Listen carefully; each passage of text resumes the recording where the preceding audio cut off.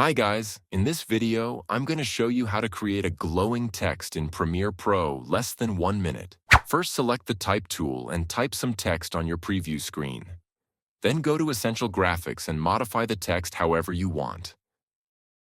Now go to Effects and search for Alpha Glow and add the effect to your text layer. Then go to Effect Controls panel.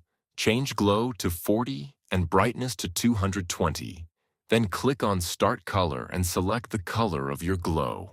Now duplicate your layer by holding the Alt key and dragging the text layer to one layer up. Go over to Effects panel and search for Gaussian Blur and add the effect to your bottom text layer. Then under Effect Controls panel, modify blurriness to 400 and change glow to 70. You just made a nice glowing text, so please like this video to support and subscribe to my channel for more tutorials. Wishing you all the best and see you in next video.